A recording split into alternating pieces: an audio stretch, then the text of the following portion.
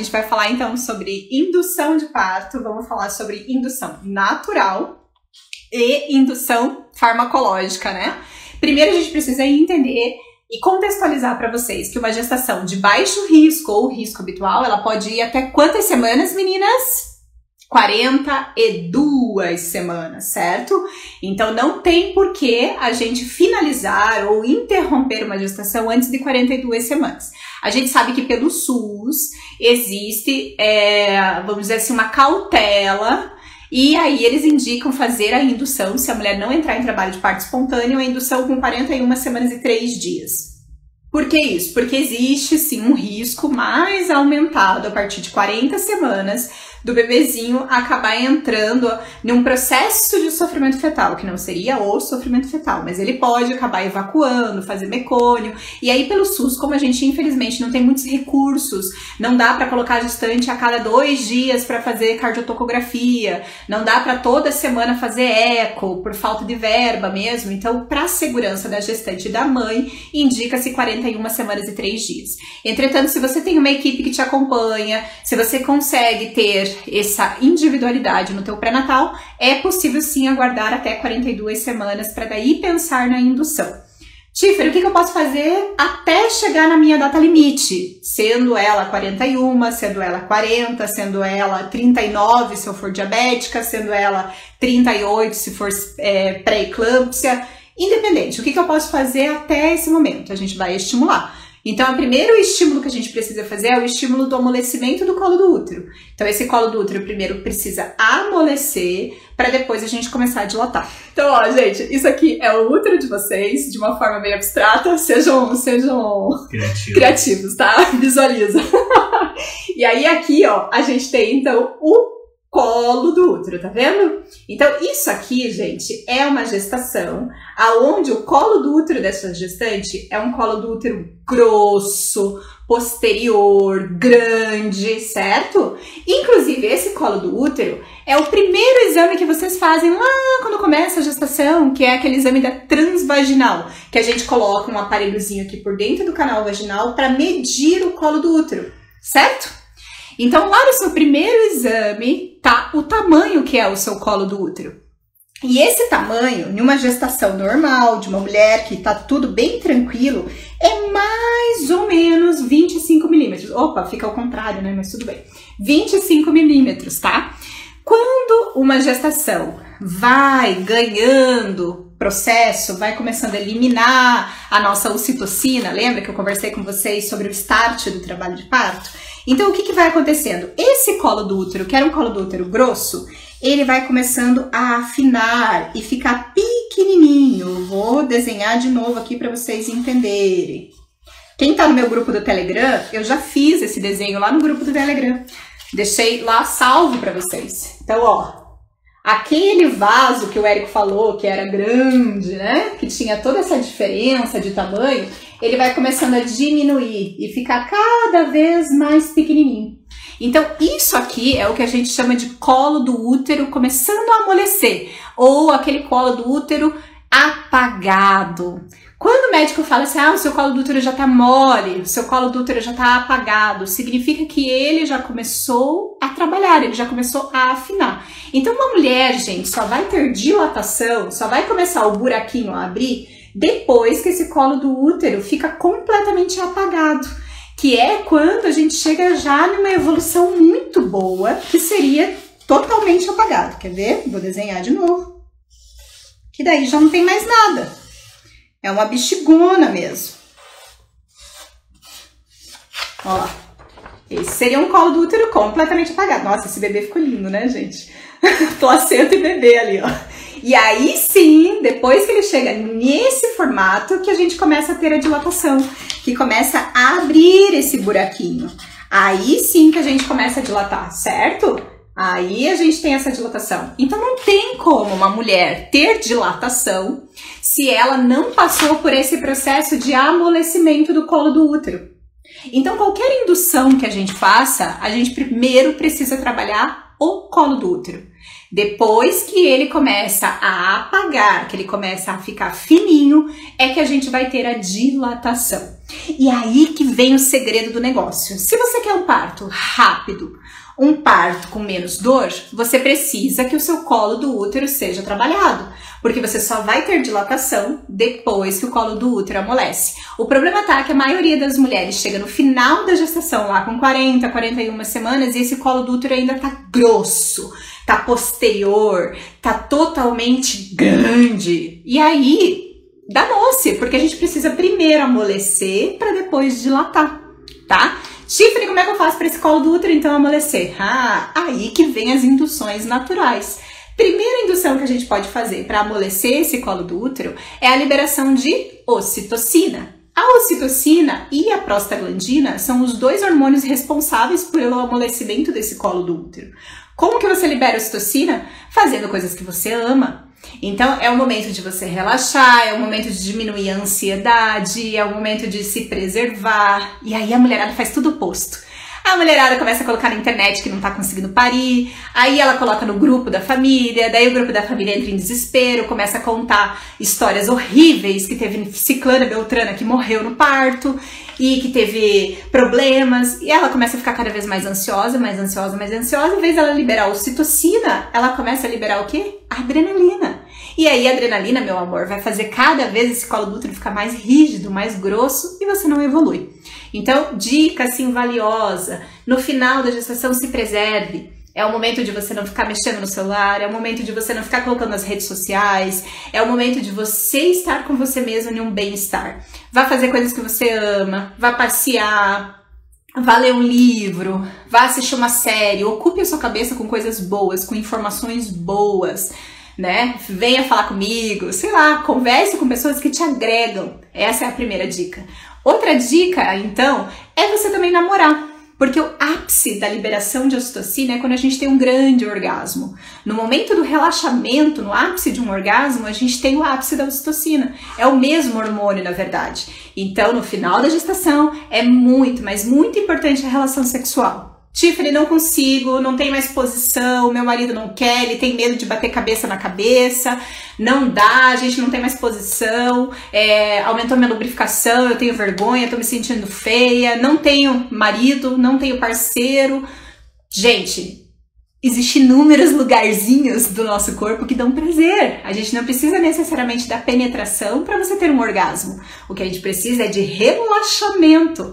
Então, usem a criatividade, se toquem, meninas. Se você não tem o parceiro ali para fazer isso, você não precisa dele. Vai tomar um banho, coloca o chuveirinho para trabalhar, usem a criatividade, porque quanto mais relaxada você estiver nesse final, mais o colo do útero vai amolecer. E a tâmara, gente, por que a tão famosa tâmara? A tâmara, ela tem as mesmas substâncias da prostaglandina.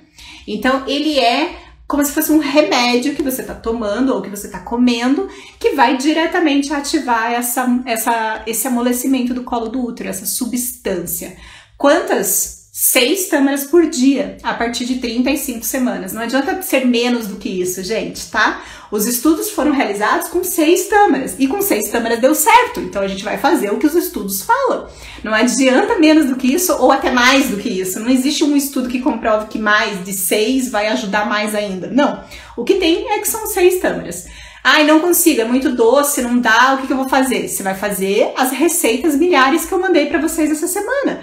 Vai colocar a tâmara pra adoçar o chá mexicano, vai colocar a tâmara pra fazer um pudim, vai colocar a tâmara no arroz, vai colocar a tâmara em tudo que é lugar pra você conseguir comer 6 tâmaras por dia, certo?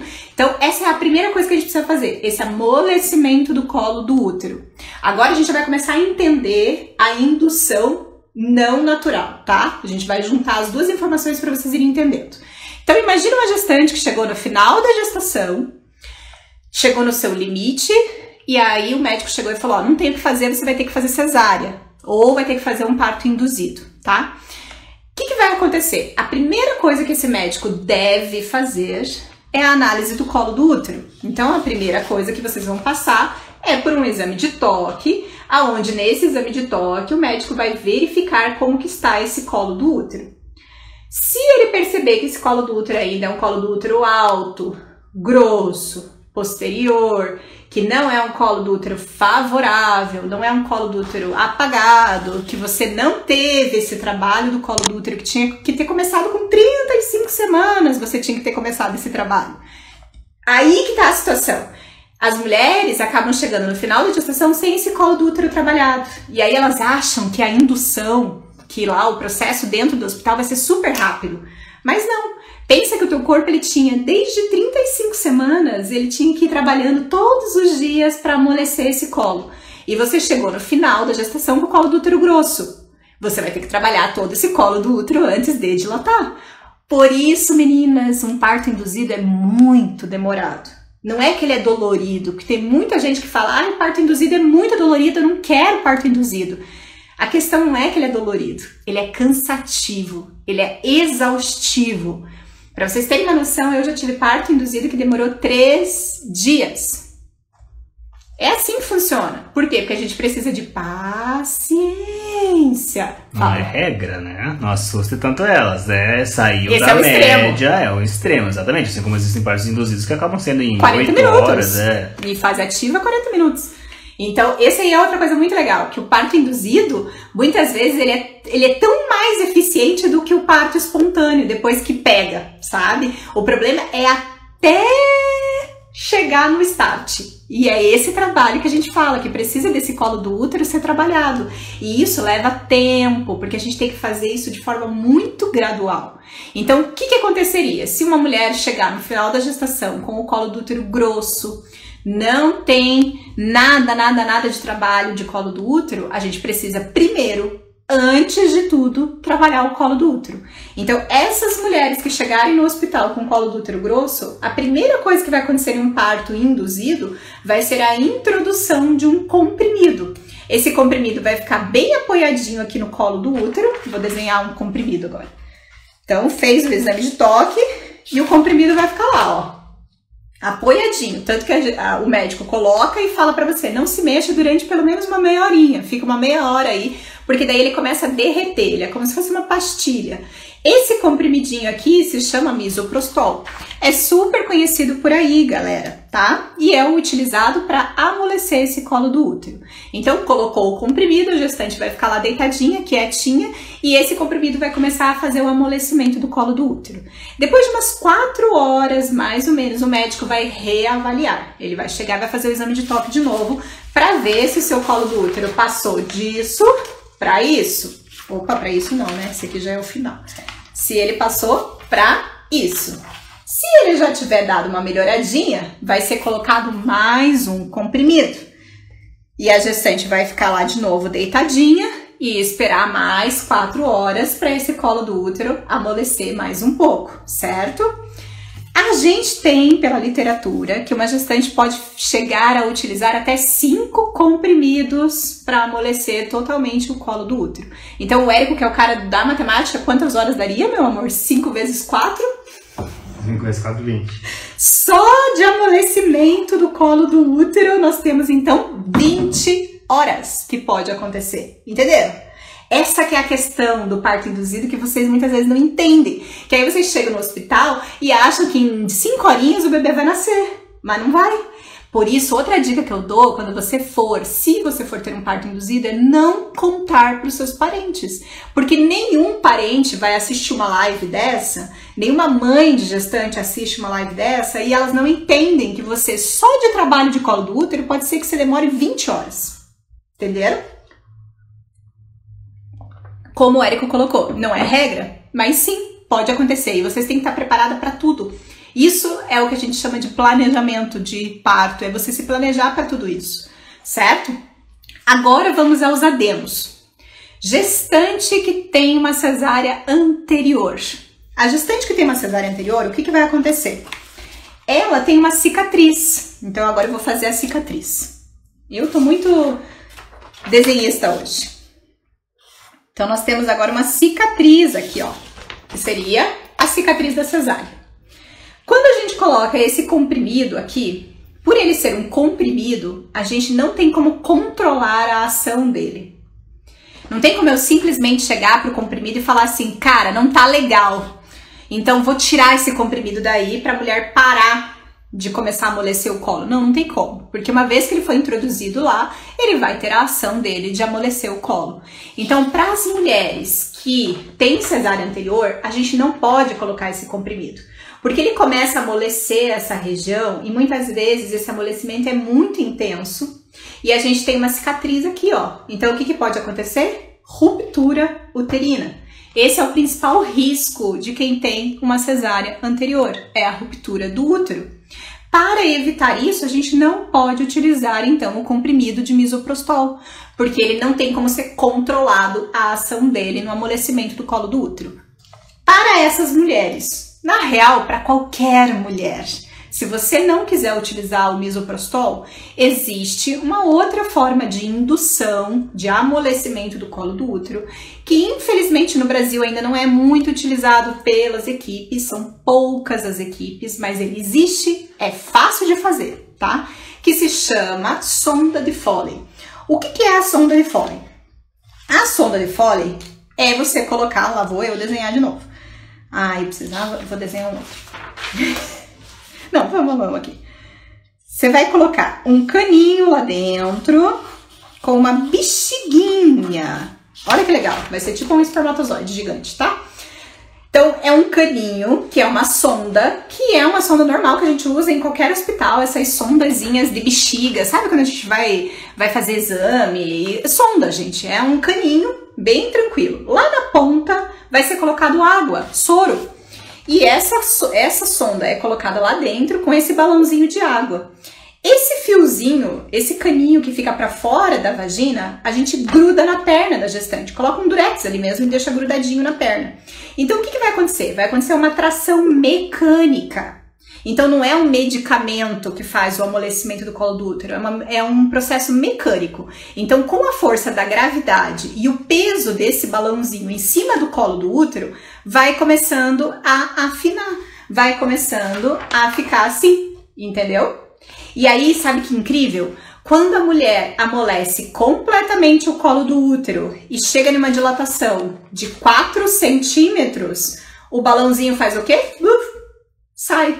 Porque ele não consegue mais ficar lá dentro, grudado lá dentro, porque não tem mais nada que segure. Então essa rolha, esse balãozinho, sai, certo? Então esse tipo de indução mecânica, daí não é por medicamento, pode ser utilizada por qualquer mulher.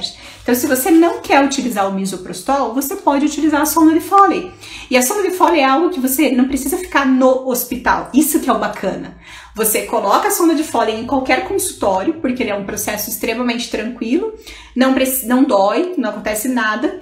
O médico coloca essa sonda, gruda ali e fala pra você, vai pra casa.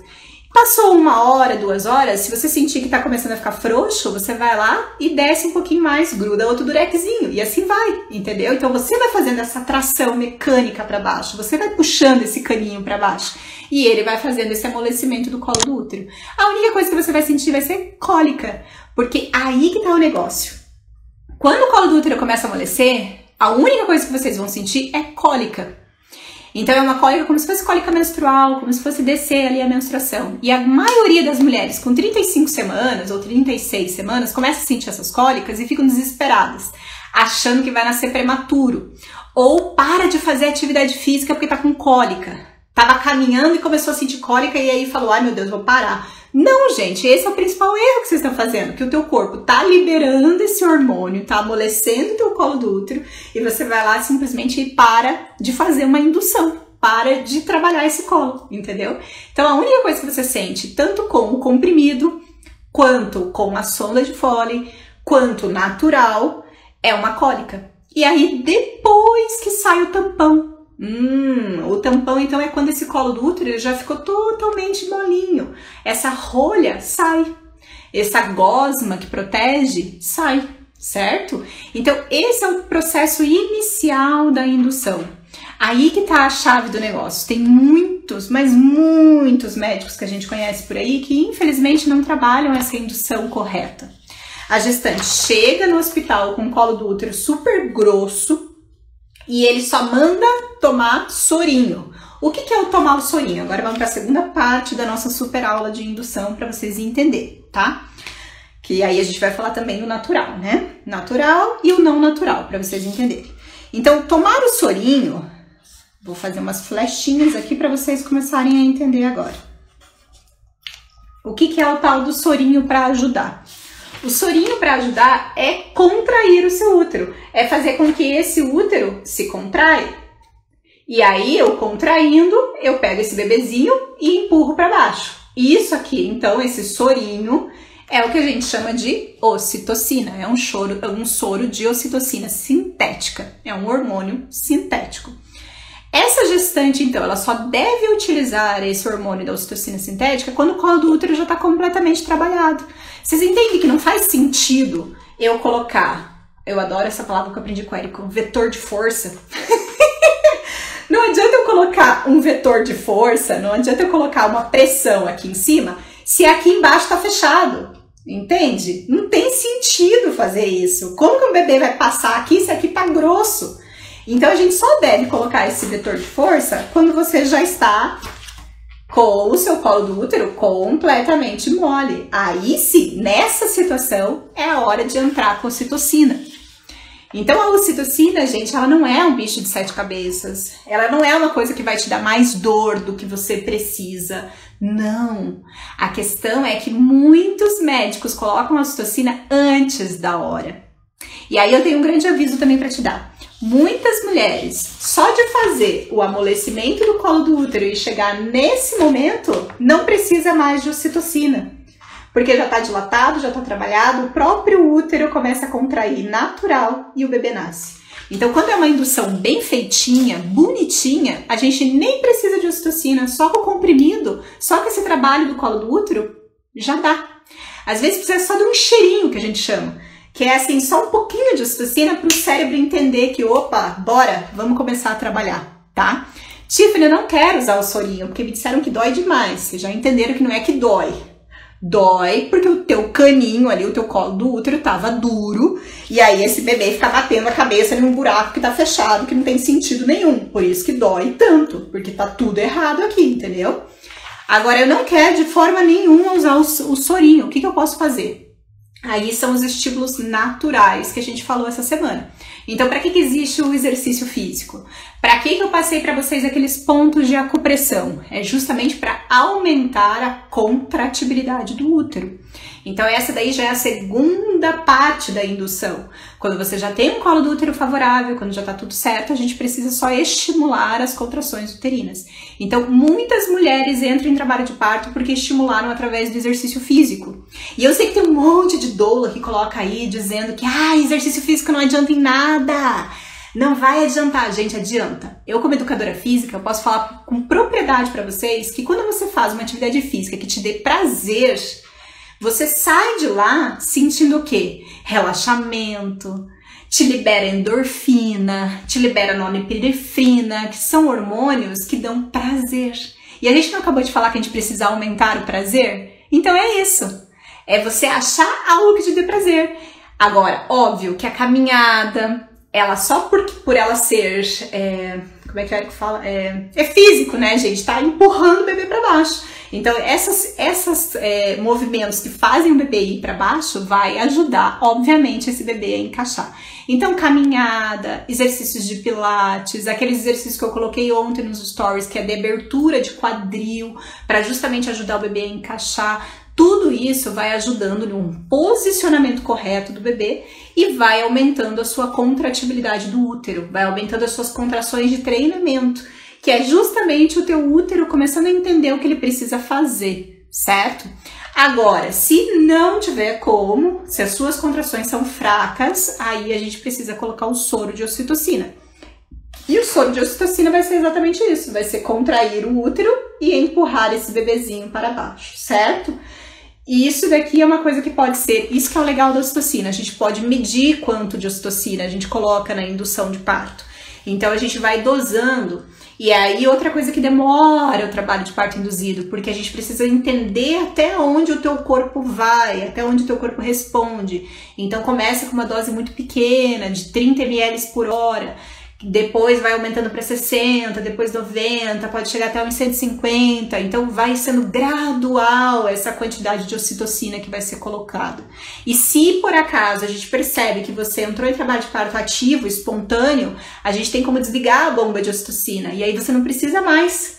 Então, às vezes, é só um cheirinho, sabe? É só ligar o motor. Depois que liga o motor, o negócio vai e desanda. Então, a indução não é esse bicho de 7 cabeças que a gente acha. O problema é quando a gente tem um médico que não sabe fazer essa indução. Aí que é o problema, certo? Então, se você quer ajudar a não precisar ir para um parto induzido, você precisa fazer todo esse trabalho. Você precisa amolecer o teu colo do útero e depois aumentar a contratibilidade. Por isso que a gente fala de tomar o chá, banho quente, fazer exercícios físicos, porque o corpo ele precisa se manter quente. Isso é uma outra informação importante. A ocitocina é um hormônio que é liberado quando o corpo está em calor, quando está em um ambiente quente, quando você tem as extremidades quentes. Então, por isso que a gente fala do banho, por isso que fala para tomar o chá tem que ser quente, né? É justamente por isso, e por isso que a temperatura do teu corpo se eleva no final da gestação. Olha como o corpo é perfeito, ele já aumenta a tua ocitocina naturalmente. Aí a mulher me bota lá um monte de ar-condicionado, passando frio e acha que tá fazendo certo. Não, meus amores. Então, por isso que a gente precisa estudar. Por isso que a gente precisa estar conectado com tudo isso, tá? E aí, a gestante lá da cesárea, que a gente estava conversando, pode utilizar a ocitocina? Pode. O único risco da indução para cesárea, quem tem cesárea anterior, é o amolecimento do colo do útero. Então, ou vai chegar na maternidade já com o colo do útero preparado, lindo, maravilhoso, ou vai ter que ir para a sonda de Foley. Se o teu médico não faz sonda de Foley, baby, a única coisa que te resta, se você tiver com o colo do útero grosso, é o quê? Cesárea. Então, por isso que a gente precisa entender, e essa é uma informação chave de ouro na nossa live, por isso que a gente precisa entender o porquê evitar a primeira cesárea. Porque quando você evita a primeira cesárea, você evita todo esse transtorno no segundo parto.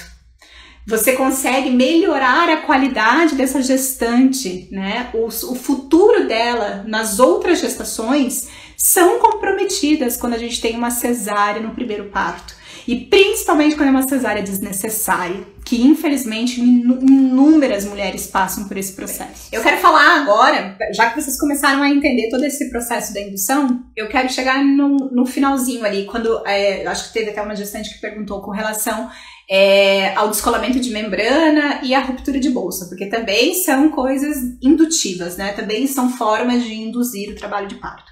Então, o que é o descolamento de membrana? O descolamento de membrana é quando você tá no meio termo aqui, ó. Quando você não tá nem assim, com o colo do útero completamente grosso, e você não tá já aqui, que não tem mais colo do útero, né? Que tá perfeito, que aqui é só colocar ocitocina e o bebê vai nascer, certo?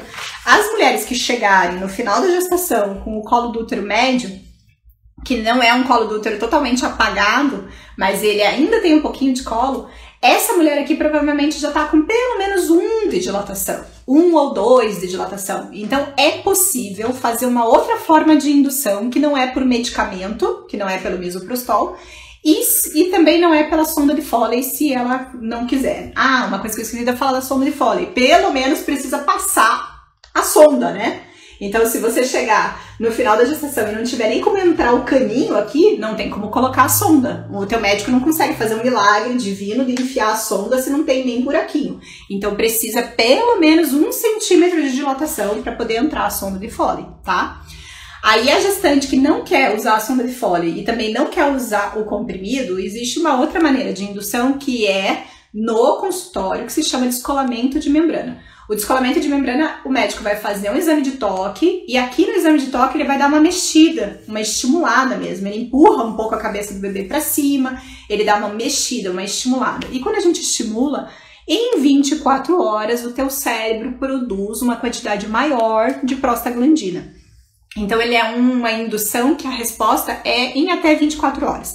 Depois de 24 horas, se a gestante não entrou em trabalho de parto espontâneo, é sinal de que não vai rolar com esse tipo de indução, tá? Mas é algo sim que dá pra fazer. Um adendo só muito importante é que depois do descolamento de membrana, normalmente tem sangramento. Na verdade, a partir de qualquer exame de toque no final da gestação vai ter sangramento, perda de sangue, porque o médico ele toca, ele mexe exatamente nesses músculos e por mexer nesses músculos provoca sangramento. Então não se preocupem, não fiquem nervosas com relação a isso, tá?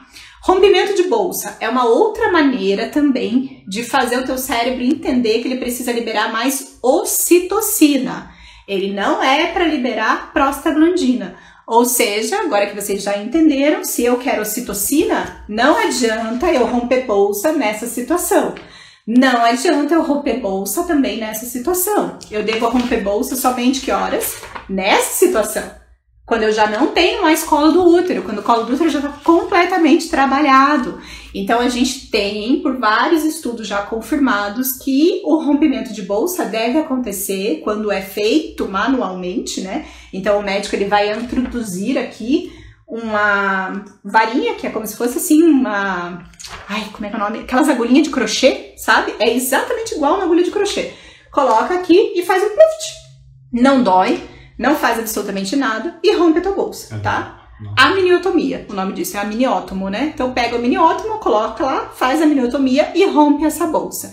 Então vários estudos comprovam já que a eficiência disso é só quando a gestante já está com o colo do útero completamente apagado e quando ela já está em fase ativa, ou seja, a partir de 7 centímetros de dilatação.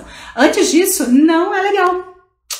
E agora você vai entender o porquê que é tão ruim bolsa rota. O que é a bolsa rota? É quando essa bolsa rompe antes das contrações, antes do trabalho efetivo, antes de liberar a ocitocina. Então é uma gestante que está com o colo do útero grosso, é uma gestante que não está nada preparada e simplesmente, naturalmente, o corpo rompe a bolsa. O que vai acontecer?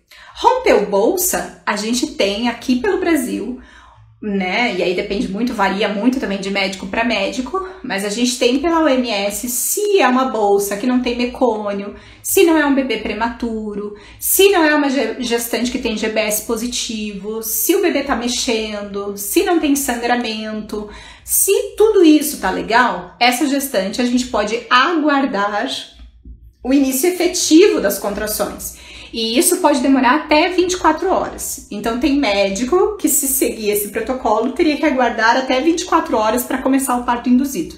Mas a gente sabe que a maioria começa a indução a partir de 12 horas de rompimento de bolsa. Então espera as 12 horas, não aconteceu nenhuma contração, aí começa o parto induzido, porque esse bebê precisa nascer.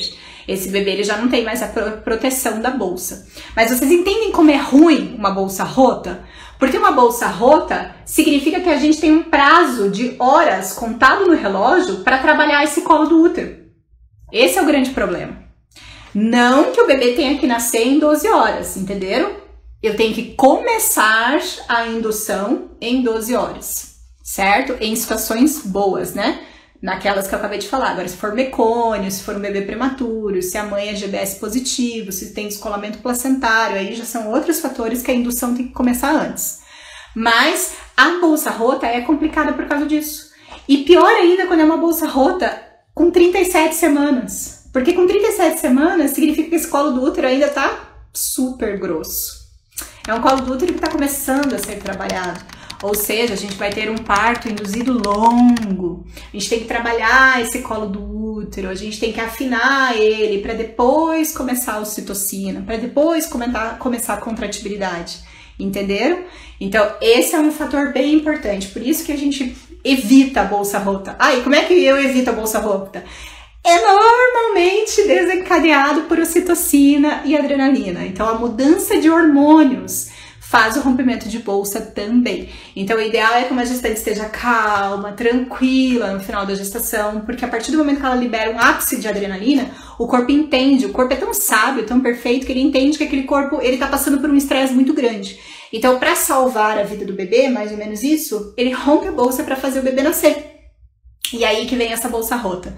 Então, normalmente, bolsa rota é decorrente disso. Uma mulher que se estressou, teve um susto, às vezes até de dormir, vocês têm um pesadelo, e aí rompe essa bolsa, certo? Então, é hormonal, desencadeia os hormônios e aí acontece esse processo. Então, a gente tenta evitar.